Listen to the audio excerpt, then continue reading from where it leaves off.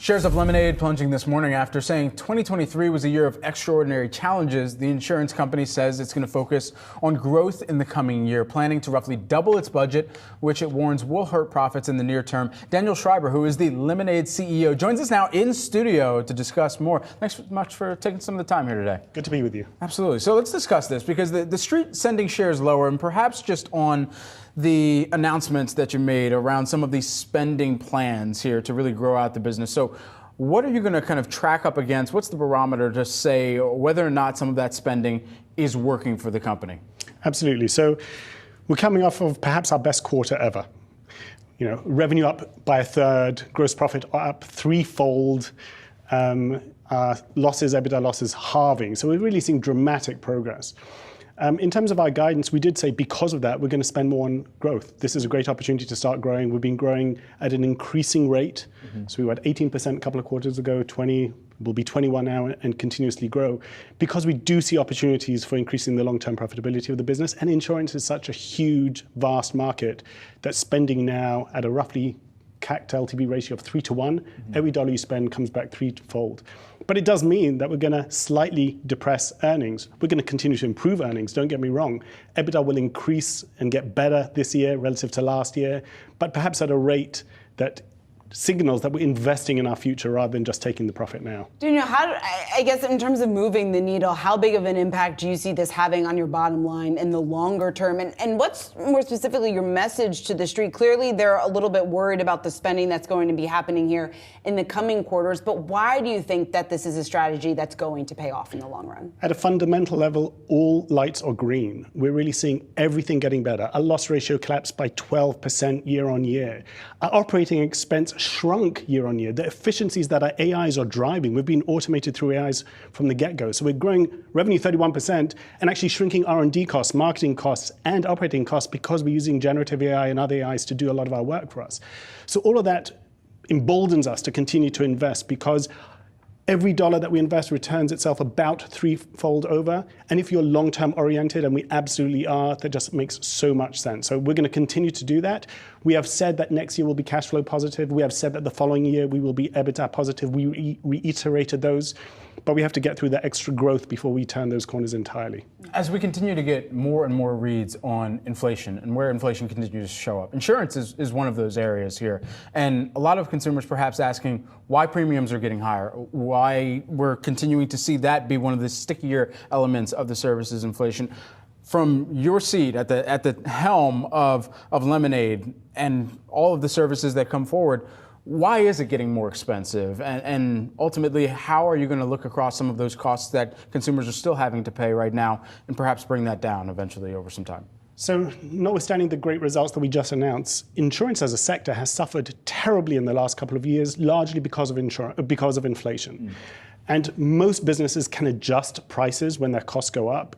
Insurance companies may not. We're heavily regulated. You have to apply to the regulator to allow you to raise prices. By the time that comes through, you've incurred a lot of losses. This has been the worst year for combined ratios in the insurance sector for generations. You're seeing some of the largest insurance companies in the nation pulling out of some of its largest markets, California and other places. So this has been very, very tough. At last, we're seeing inflation come down and rates go up, and that's fabulous news for Lemonade and for our shareholders and for the sector as a whole. It does translate into higher costs, higher prices for our consumers. But it's really just about matching rate to risk. How has this also changed where you go about evaluating claims? What's been perhaps the calculus around that as well for customers who come back and say, all right, now I need to tap into what I've been paying for?